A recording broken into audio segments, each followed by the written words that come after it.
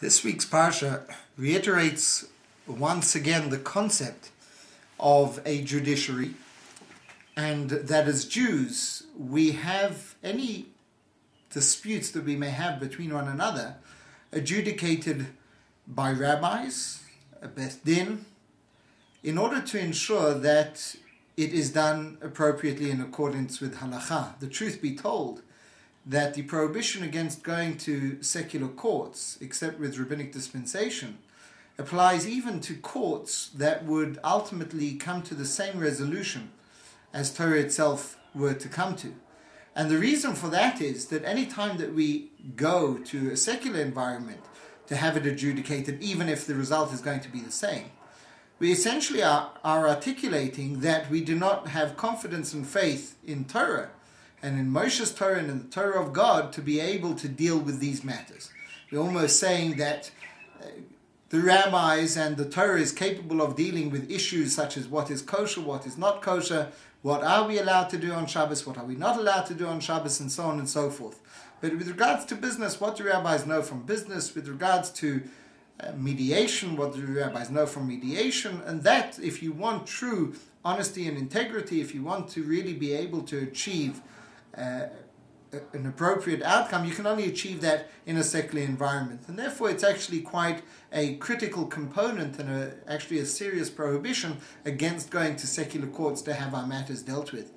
And what's interesting is, in this week's parsha, we find a slight deviance from the expression that is used elsewhere in the Torah with regards to when there is an issue between one Jew and his fellow.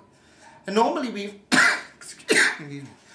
we find the expression ki davar, if there shall be a matter between one individual and another individual, so then you would take it to Moshe or to the other leaders and they would adjudicate the matter. All of a sudden in this week's parsha, chapter 25 verse 1, we encounter a deviation from this davar notion, from this matter, and all of a sudden we find something totally different.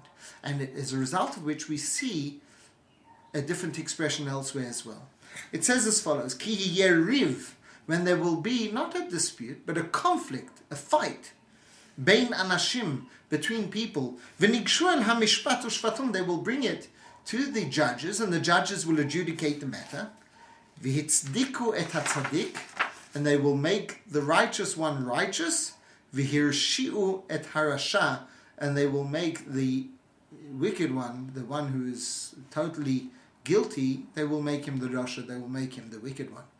Interestingly enough, in the laws of judges, it does state that once a Beis Din has handed down its ruling in favor of the one party against the other, the way we view the party that has lost is that he's fine. He's not a rasha. The fact that he lost the case is neither here nor there.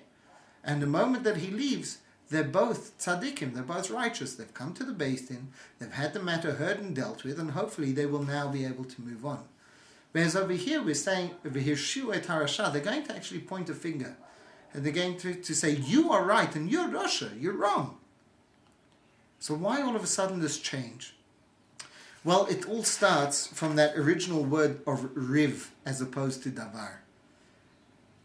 The reality is, there's always going to be disputes, disagreements, differing opinions in whatever area of life, be it business, matrimonial, the entire spectrum. No two people, our rabbis tell us, look alike, and consequently no two people think alike. And therefore we have different opinions, different perspectives, and different outlooks.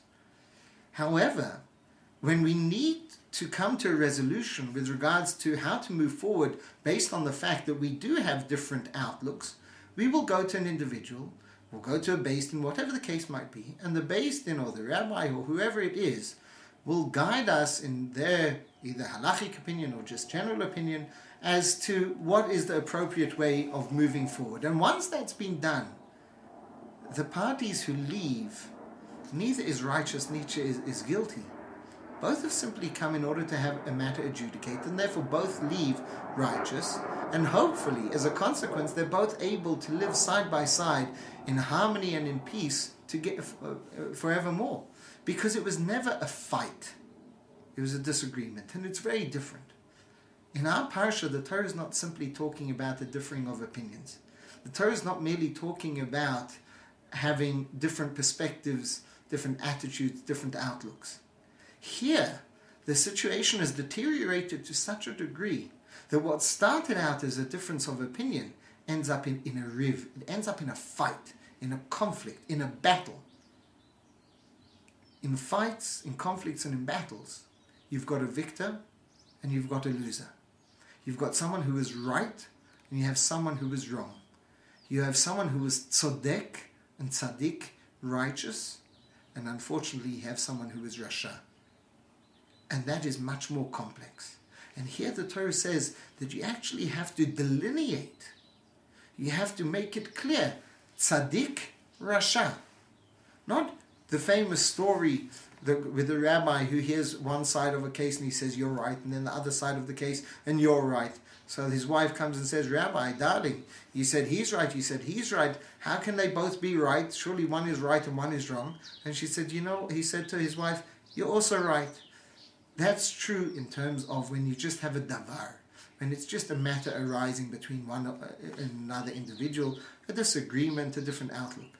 The moment that you have riv, the moment that you have conflict, the moment that it has deteriorated to a battle, unfortunately we can no longer be so magnanimous.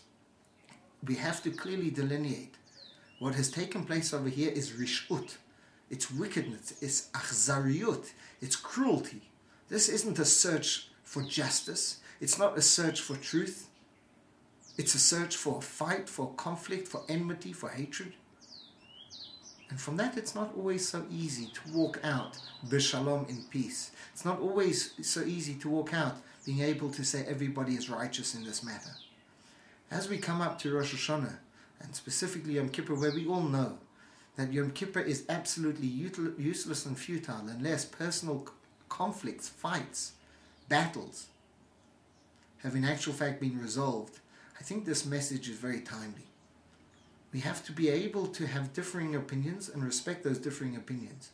But we have to always be on guard not to allow a disagreement to deteriorate into a battle and a conflict.